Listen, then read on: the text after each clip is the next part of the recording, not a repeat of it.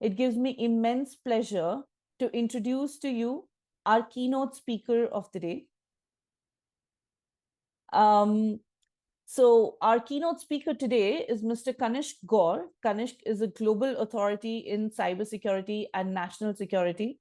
He advises governments, including British and Indian administrations, UN Office of Drugs and Crime, and top technology companies.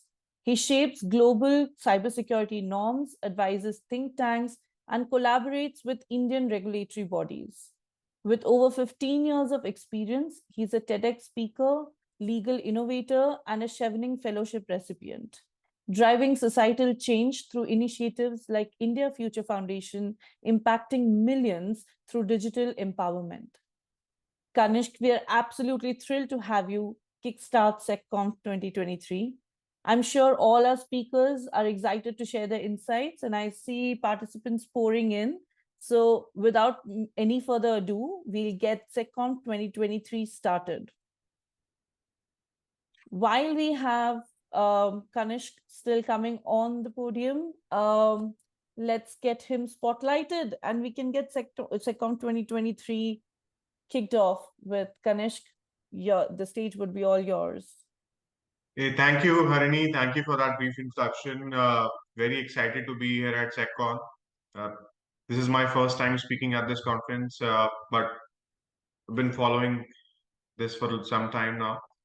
So today, I'm going to focus on some of the key cybersecurity threats which are impacting not just businesses, but also the larger general population, impacting lives of people. One of the key trends which we see today is ransomware. And we see that today ransomware is not just impacting businesses, but are also impacting government organizations which are responsible for managing public infrastructure.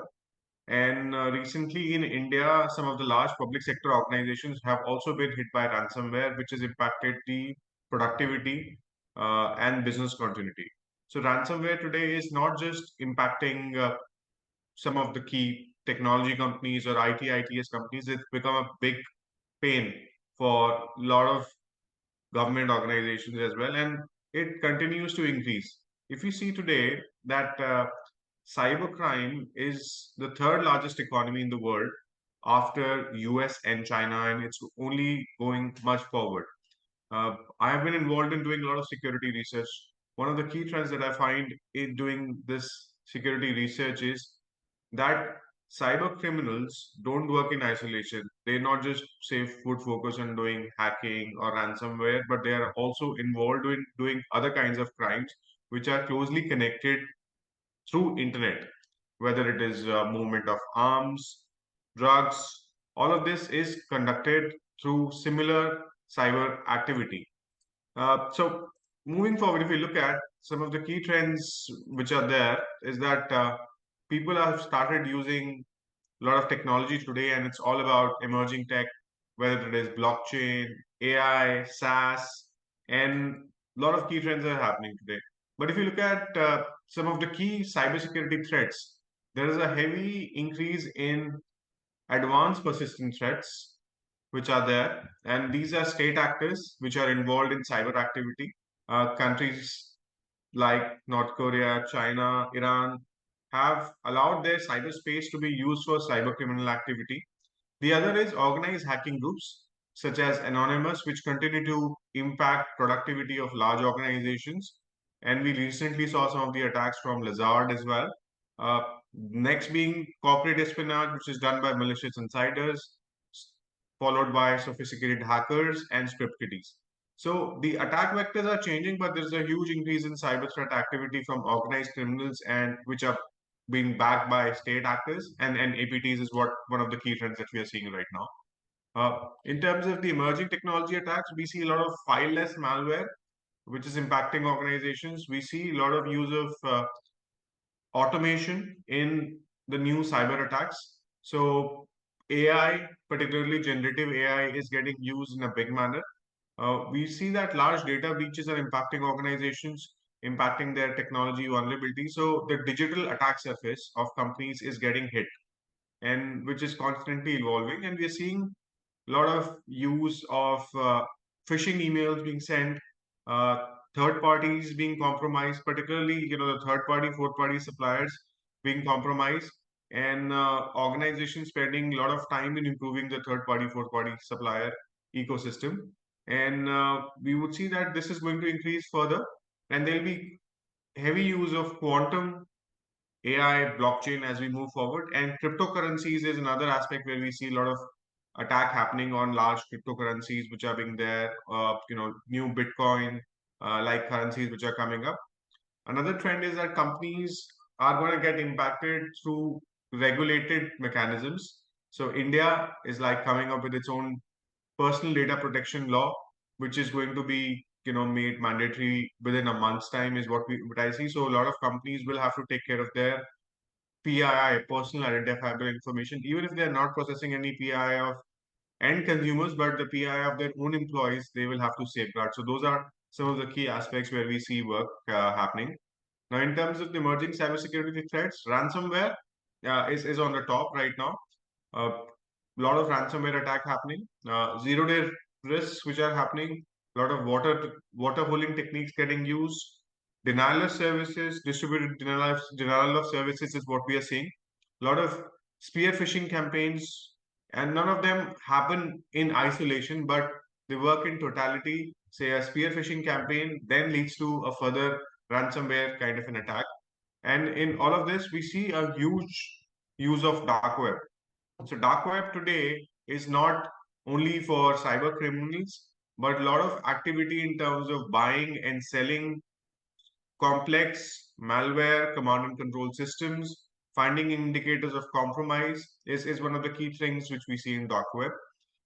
So if you know dark web, you can't access it regularly. You use a Tor browser, but for organizations to secure themselves, having a key monitoring of dark web activity is very important today. And we see a lot of organizations have started using dark web monitoring tools. Uh, right now, I've seen organizations doing cyber threat intelligence and hunting, but dark web also plays a very, very important role. Dark web, if it was started as an, sometime back through the Tor. We see that, 2002, Tor was developed by the US Naval Research Laboratory. And in 2003, the I2P peer-to-peer network was developed and Tor became a not-for-profit. In 2009, Satoshi Nakamoto started the Bitcoin digital currency, and the Silk Road marketplace was launched on the dark web. And 2013, it got shut down, and other dark web forums also became really active. So today, dark web has multiple forums on which you can find a lot of indicators of compromise which impact the productivity of organizations. So today, while organizations are trying to safeguard their first line of defense or second line of defense, keeping a strong tab of what's happening on the underground plays an important role. A lot of time we find that companies whose data has been breached is put on the dark web, and dark web then gives link to different Telegram channels. So Telegram plus dark web is a combination which is becoming like really active. A lot of marketplaces today on the dark web have been shut down by FBI, but a lot of that data is now moved to Telegram channels, and a lot of users who use anonymity as a mechanism to stay anonymous on dark web by hiding their identity, use it for further directing links or using cryptocurrencies for making money or selling data or selling data records. That's one of the key things that we see. Uh, if you have none of you have accessed dark web, just a key thing: don't access dark web regularly from your internet browser because it could lead you to getting compromised. Best way is to use an encrypted mechanism using the Onion router through the Tor browser. The other technologies are I2P, the anonymity network, or using FAI, free anonymous network, or ZeroNet. That's there. So that's one of the key measures that we see. Now, why dark web is important? Because there are new threats which come to organizations, stolen account credentials, leaked personal information. One of the key things, if you start using generative AI on chat GPT, is that you will find personal identifiable information links which are there, which used to earlier be on particular websites on dark web, like Am I Being Pod? The other thing is a lot of Bitcoin and money laundering activities also you'll see. and a lot of malware, ransomware as a service are some of the key threats which we see originating from dark web. Now, for how organizations can defend themselves is one important, keeping a very strong first line of defense, protecting their digital assets plays a very important role. Linking some of the key threat activities and backtracking them, who's attacking them and why they are doing it. Not just looking at script kiddies or organized criminal, but also looking at hacking communities is one of the activities which I strongly recommend. Right, one of the challenge which we face with respect to dark web is encryption, uh, attribution, and fluctuation, which keeps on happening. So really important. We safeguard ourselves when we do some of this activity. In terms of how we safeguard from the originating threats from dark web is having attack surface monitoring system, circumventing IT controls using the Tor relay, and protecting the organization's reputational risk.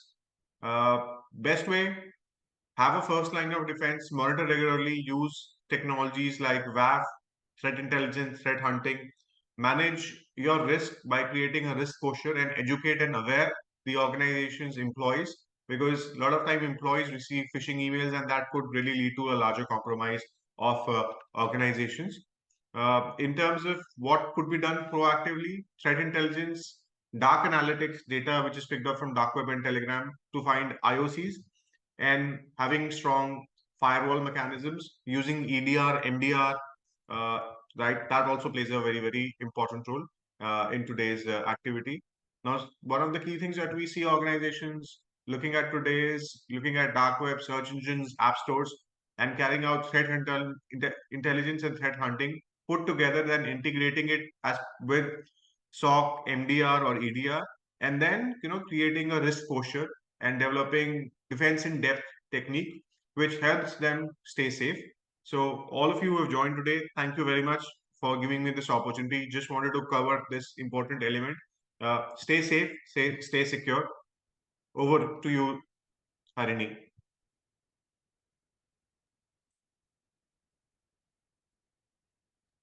Thank you so much, Kanishk. That was very insightful. I'll actually call in our MC to take over. People, if you have any Q&A for Kanishk, please use the section called Q&A on the bar, on the Zoom bar, so that you can post any questions that you might have for Kanishk and he can answer them.